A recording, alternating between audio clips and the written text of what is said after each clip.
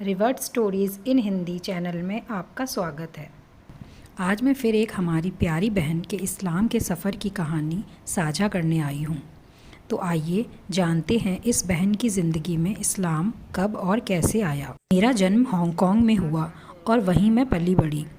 धर्म के एतबार से मेरी माँ एक क्रिश्चियन है और मेरे पिता बुद्ध धर्म से ताल्लुक़ रखते हैं। आप कह सकते हैं कि मैं एक से ज़्यादा धर्मों को मानते हुए बड़ी हुई। मैं बाइबल और टेंपल दोनों स्कूलों में गई। मुझे दोनों धर्म की कहानियाँ बहुत पसंद थीं। मेरे माता पिता दोनों ही एथिस्ट थे, यानी ईश्वर को नहीं मानते थे, पर वो कुछ परंपराएं मानते थे जो कि उनके धर्मों में मानी जाती हैं।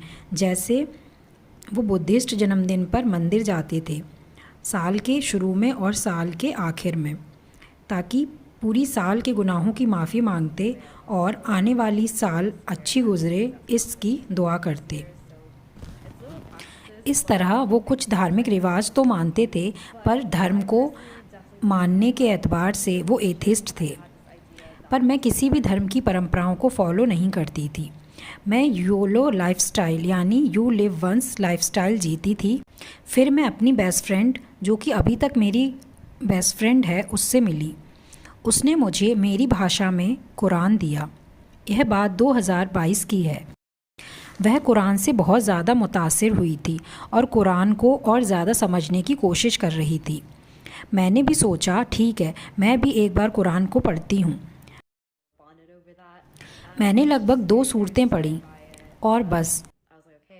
मुझे लगता है यही वक्त था जिसने मेरे अंदर इस्लाम की जर्नी को शुरू किया, एक तरह से इस्लाम की मशाल जलाई। मैंने बहुत लोगों को बता रखा है कि मुझे शदीद एंजाइटी थी।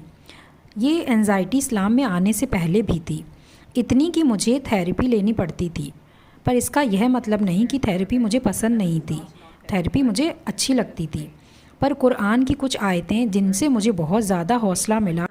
दूसरे पारे की आयत नंबर 216, अजब नहीं एक चीज़ तुम्हें बुरी लगे पर वो तुम्हारे हक़ में बेहतर हो, और अजब नहीं एक चीज़ तुम्हें बेहतर लगे पर वो तुम्हारे हक़ में बुरी हो, और इन सब बातों को सिर्फ़ अल्लाह ही जानता है। इसी तरह एक और आयत मैंने पढ़ी जो कि दूसरे पारे की आयत नंबर 286 थी, जिसका तर्जुमा है, अल्लाह किसी शख्स को उसकी ताकत से ज़्यादा का ज़िम्मेदार नहीं बनाता। इन दोनों आयतों ने मुझे बहुत ज़्यादा सुकून दिया। मैं फिर भी योलो लाइफ ही जीना चाहती थी और मुझे लगता था कि अगर अभी धर्म को मानूंगी तो उसका फल बाद में यानी आखिरत में मिलेगा। पर नहीं, कुरान की एक दूसरी आयत सुनिए जो कि पारा नंबर 10 की आयत नंबर 63 है, जिसका तर्जुमा है, यानी वो जो ईमान लाए और परहेज़गार रहे उनके लिए दुनिया की ज़िंदगी में भी बशारत है और आखिरत में भी। तो ऐसा नहीं है कि अभी अच्छा करो और बाद में फल मिलेगा, बल्कि अभी अच्छा करोगे और अल्लाह को याद करोगे तो इस ज़िंदगी और बाद की ज़िंदगी दोनों के लिए खुशखबरी है। मुझे ये आदत थी कि मैं अगर किसी चीज़ में मेहनत करती हूँ तो मुझे उसका जितना मैंने सोचा उतना आउटपुट चाहिए, मतलब उतना ज़रूर चाहिए, वरना मैं टूट जाती। तो पहली आयत पर वापस जाते हैं, जिसमें कहा गया है कि अल्लाह को मुझसे बेहतर पता है मेरे लिए क्या और कितना अच्छा है। इस आयत ने मुझे एक अजीब सा सुकून दिया। तो यह मेरी इस्लाम की जर्नी थी।